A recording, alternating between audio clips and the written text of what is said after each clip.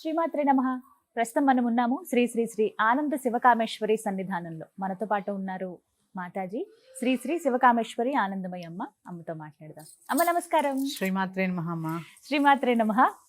అమ్మ సన్నిధిలో కూర్చుంటే భలే ప్రశాంతంగా ఉంటుంది కదా, అవునమ్మా. ఆవిడ ఉన్నట్టుగానే. అవును.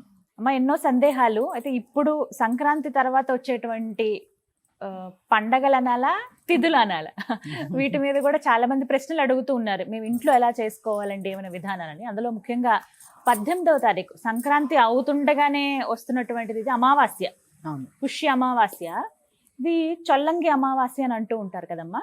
మరి ఈ అమావాస్య విశిష్టత ఏంటి, విధిగా అందరూ ఆచరించవలసింది ఏంటి? అమావాస్య అనగానే కాస్త దూరం, ఆ రోజు ఏం చేయొద్దు, ఏం స్టార్ట్ చేయొద్దు, ఇలాంటి ఆలోచనలే ఉంటాయి.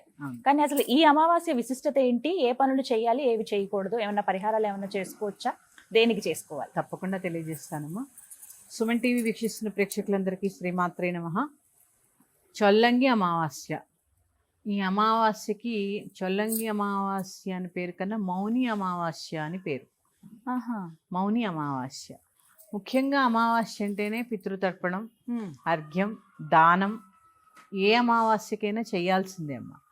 ఈ అమావాస్య ఆ అమావాస్య అని ఏం లేదు. ఏ అమావాస్యకైనా తర్పణము, అలాగే అర్ఘ్యము, దానము, ఈ మూడు ఖచ్చితంగా చేయాలి.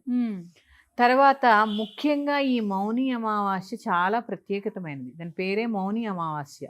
ఆ రోజు చాలా మంది ఉపాసకులు మౌనవ్రతంలో ఉంటారు. అవునా? నేను కూడా ఉంటాను. ఎందుకటమ్మా?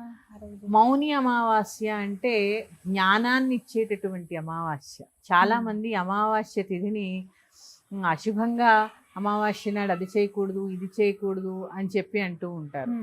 అమావాస్యకున్నటువంటి శక్తి ఏ తిథికి లేదని చెప్పాలి ఒక రకంగా. ఎందుకంటే మనం చాంద్రమానం ప్రకారం పౌర్ణమిని ఎక్కువగా పరిగణిస్తూ ఉంటాం. పౌర్ణమి నుంచి అమావాస్య దాకా క్షీణచంద్రుడు, మనకి చంద్రుడు క్షీణిస్తూ ఉంటే మనం పరిగణలోకి తీసుకోం. కానీ సూర్యచంద్రులు ఇద్దరూ కూడా మనకు అవసరమే కదా. ఖచ్చితంగా ఏ తిథి చెడ్డదని ఏం లేదు. ప్రత్యేకంగా మాలా ఉపాసనలో ఉన్న వాళ్ళకి అన్ని తిథులు ఆవిడే. అమావాస్య నాడు ఆడపిల్ల పుడితే శక్తి పుట్టిందని చెప్తూ ఉంటారు. ఎందుకంటే చూడండి, దానికి ఉదాహరణగా దీపావళి అమావాస్య నాడు లక్ష్మీ పూజ చేస్తూ ఉంటాం. ఆ రోజు అమ్మవారు పుట్టారని చెప్పి. ఇలా ఈ అమావాస్యకి మామూలుగా అమావాస్య అంటేనే ప్రత్యేకమైనది. ఇంకా ప్రత్యేకత ఏ తిథిల్లోనూ చేయలేని అమావాస్య నాడు పితృతర్పణం, చక్కగా పెద్దల పేరు చెప్పి స్వయం పాకం ఇవ్వడం, ఇవన్నీ కూడా ప్రతి అమావాస్యకి చేసుకోవచ్చు. ఈ అమావాస్య నాడు ముఖ్యంగా చేసుకోవలసినది ఉపాసకులు లేదా అలవాటు ఉన్న వాళ్ళు చేసేది మౌనం. దీని పేరే మౌని అమావాస్య కదా.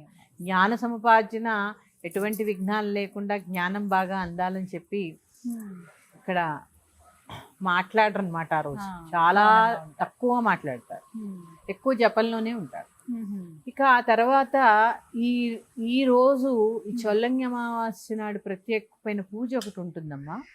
అంటే కొన్ని ప్రాంతాల్లో చేస్తారు, మా ఇంట్లో కూడా చేసేవారు. వైద్య వీర రాఘవ స్వామి యొక్క ఆరాధన.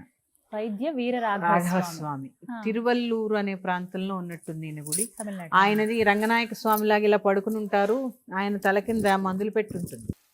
ప్రత్యేకంగా ఈ రోజు వీరరాఘవ స్వామి ఆరోగ్య దీపం వెలిగిస్తారనమాట. గోవిందరాజస్వామికి ఎలా అయితే కొంచెం ఉంటుందో ఆయన తల కింద, ఈయన తల కింద మందులు పెట్టి ఉంటుంది. ఇలా శయనంలోనే ఉంటాడు, తల కింద మందులు పెట్టి ఉంటుంది. ప్రత్యేకంగా ఈ రోజు ఆయనకి పిండి దీపం వెలిగిస్తారమ్మా.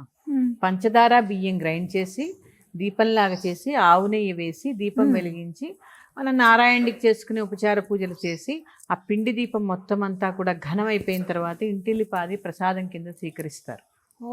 ఇలా స్వీకరిస్తే సంపూర్ణ ఆరోగ్యవంతులుగా ఉంటారని చెప్పి చేస్తూ ఉంటారు. అలాగే బెల్లం ఉంటాయి కదా, బెల్లం మనకి ఇంటి చిన్న చిన్న బెల్లాలు దొరుకుతాయి, వాటిని నీళ్ళల్లో కలుపుతారు.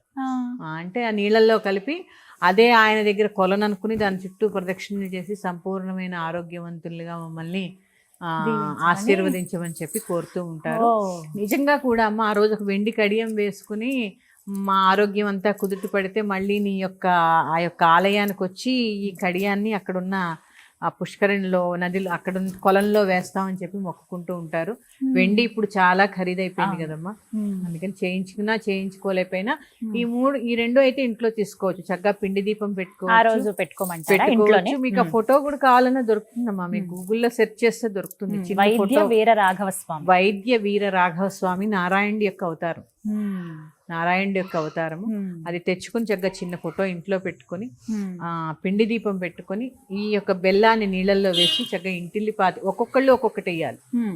ఎవరికి వాళ్ళు చిన్న ముక్క ఇంతింత వస్తున్నాయి కదమ్మా, వేసి చక్కగా చెరువు ఉంటే ఇంకా మంచిది, కాలం ఉన్నా మంచిది, బావున్నా మంచిది, దాని చుట్టూ ప్రదక్షిణ చేసి సంపూర్ణమైనటువంటి ఆరోగ్యాన్ని ప్రసాదించమని కోరుకోవాలి. ఇది చొల్లంగి అమావాస్య యొక్క ప్రత్యేకత.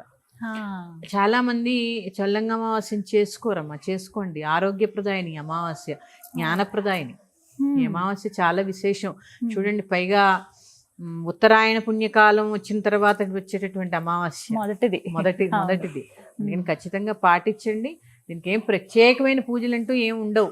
చక్కగా వెంకటేశ్వర స్వామి ఫోటోయే అనుకోండి, విష్ణుమూర్తి ఫోటో ఉంటే పిండి దీపం పెట్టి ఆయన తలుచుకుని నమస్కారం చేసుకుని తృణమోపడమో నైవేద్యం పెట్టి ఆ ప్రసాదం, ఆ పిండి దీపాన్ని ఇంటిల్లిపాతి ప్రసాదం కింద స్వీకరించండి. ఆ రోజు మొత్తం అంటే ఆ రోజంతా పఠించే మంత్రం కానీ ఏవైనా, ఈ అష్టాక్షరి మంత్రాన్ని మించినటువంటి మంత్రం లేదు కదమ్మా. అంటే చూడండి, వైద్యో నారాయణో హరి, అంతే కదా. అందుకే చెప్పాను వైద్య నారాయణుడు అని.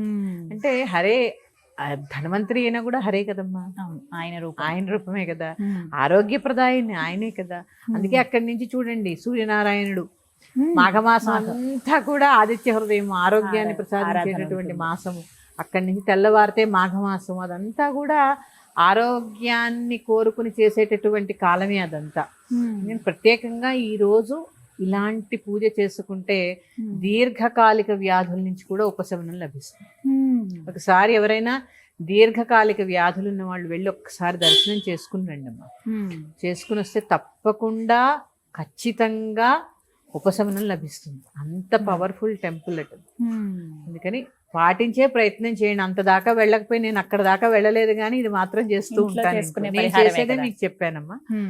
పిండి దీపం వెలిగించుకోండి, వెలిగించుకుని ఆ వెలిగిన తర్వాత ఆ ప్రసాదాన్ని స్వీకరించండి. తర్వాత ఆ బెల్లం నీళ్ళల్లో వేసి దాని చుట్టూ ప్రదక్షిణ చేయండి. ఇది సరిపోతుంది. ఆ తర్వాత అమావాస్య కాబట్టి జపము, తర్పణము, దానము, పెద్దల్ని తలుచుకుని స్వయం పాకం ఇవ్వడము, అది మాత్రం చేయండి తప్పకుండా. ప్రతి అమావాస్యకి చేసుకోండి అమ్మా. పితృదోషాలు అని చెప్పి చాలా బాధపడిపోతూ ఉంటారు.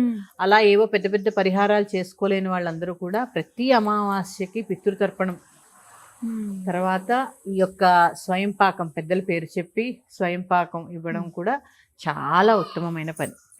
చక్కగా వివరించారమ్మా, ఎలా చేయాలి ఏమిటి అనేది. నమస్కారం. శ్రీమాత్రే నమః.